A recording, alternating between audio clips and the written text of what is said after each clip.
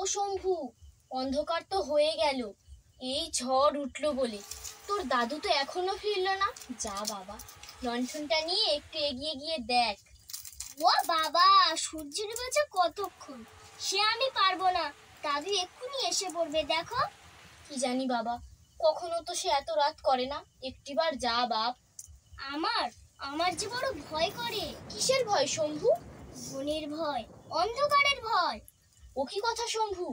যে বোন আমাদের খাওয়ায় পড়ায়, যেখান থেকে আমার বুড়ো বাবা গাছগাছলা ওষুধ মধু আঠা খুঁজে আনে, সে যে আমাদের মা বাপ, তাকে ভয় করলে চলবে কেন? তোমার ভয় করে না পিসি? তুমি যাও না কেন লণ্ঠন নিয়ে? অন্ধকারে আমার ভয় করে। আমার পায়ে বাদ না থাকলে আমিই যেতাম। দেখি একটু দোরটা খুলে দেখি।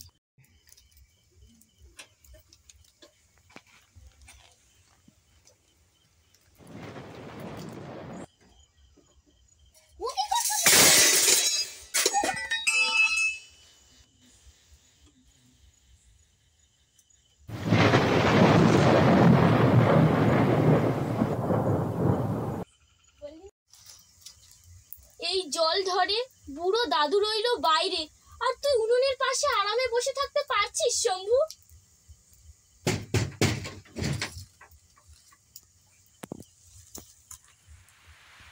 খুলে না বলছি পিসি, ওটা দাদুর টাকা নয়, দাদু আস্তে আস্তে টাকা দেয়। আমি নিশ্চয়ই জানি তার কোনো বিপদ হয়েছে।